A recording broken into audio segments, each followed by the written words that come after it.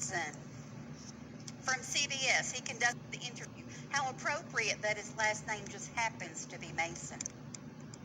Now, they all work together. When you're watching them, all of them. The interviewer, the one who's being interviewed, the reporter, all of it is them, okay? So, they remember that the Luciferians own the networks. And there were a few clues around his room that they made sure to get in the shots. They decide what they're going to show and how they're going to set the scene up. Look at arrow number 1. That is pointing to some kind of artwork that looks like a sun.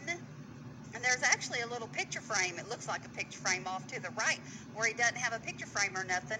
And it's got the orange still in it that looks like the sun. But we don't have to go with that one. But the other one is real obvious, okay? That would be as in the sun god Baal, who this coronavirus is named for. The corona around the sun. That's what this is all about. They name things in honor of their gods. Okay? So anybody dying or those that will die because of this pandemic, it's in honor and worship to their god Lucifer. Okay?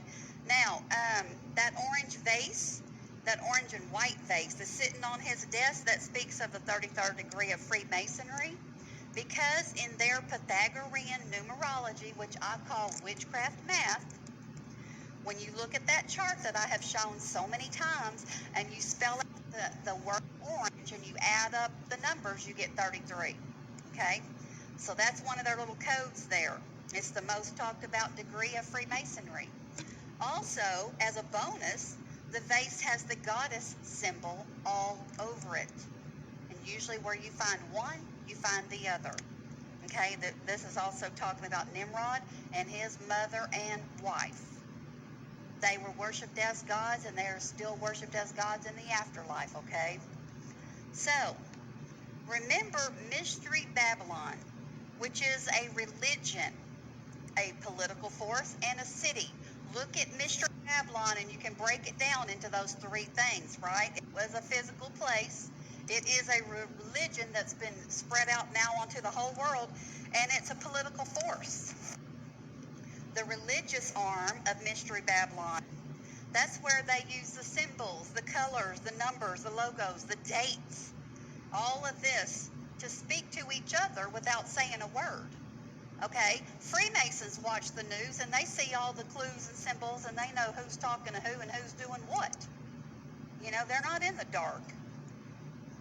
So this system of this false religion rose up when God stopped. He put a stop to what Nimrod was doing against him in building the Tower of Babel.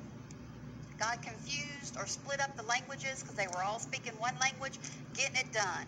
And it was against God. It was building a government system without God. Okay? That's what was happening. And God said no, and he put a stop to it. Now, those participating in the Mystery religion is this whole big pot of soup. Okay? It's the Jesuits, it's the Freemasons, it's Luciferians, it's all the ones in secret societies, it's witches, it's all of this. Because when you look at witches compared to Freemasons, they are taking the same initiations. They're doing the same stuff. Okay?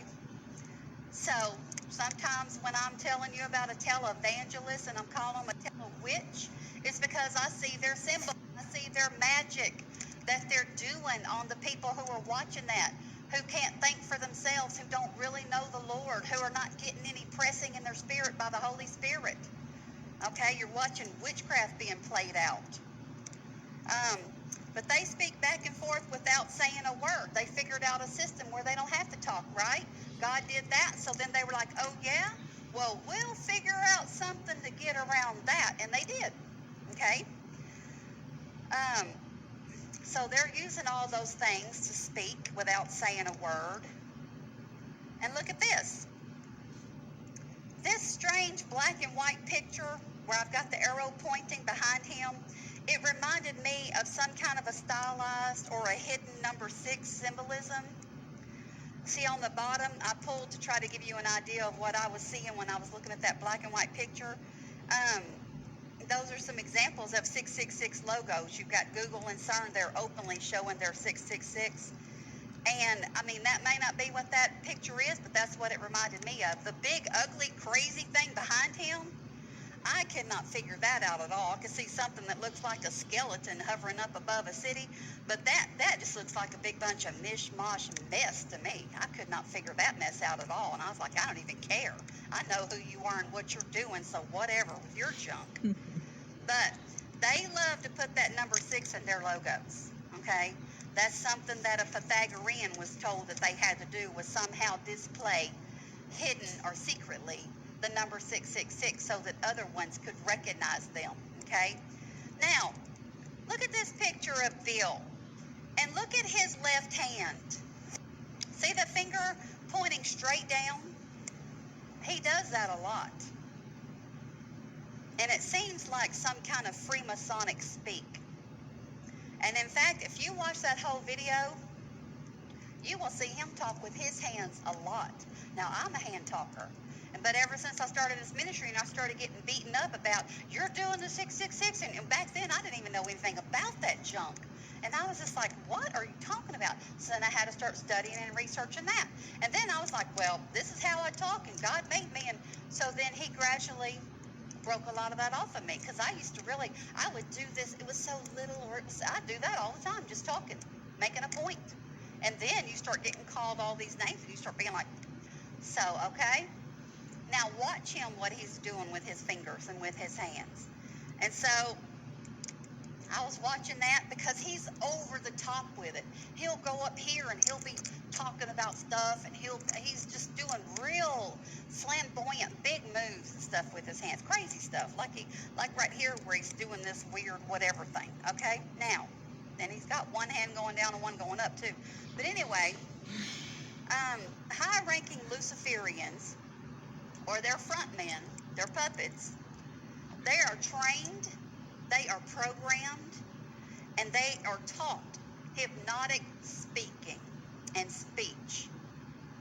They use hand signs to communicate with their own silently. And also, they use them to trigger some of the people that are watching who themselves are programmed.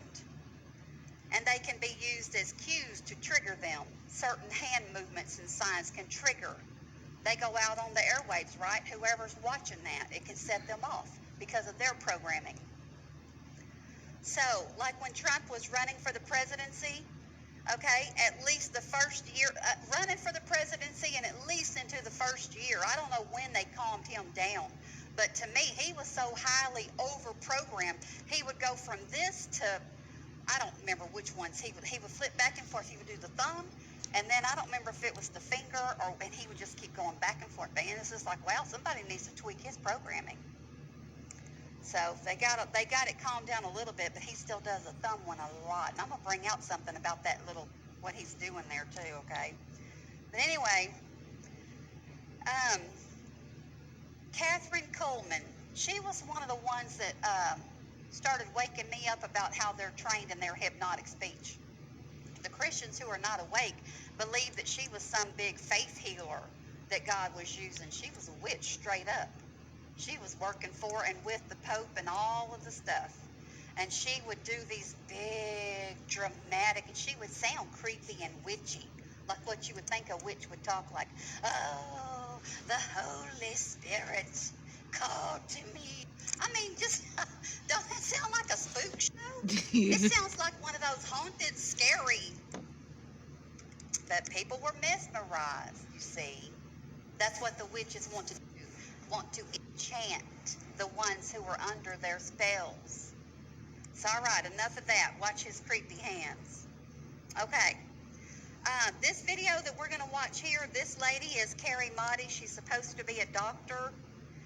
She's going to share some information with us, or information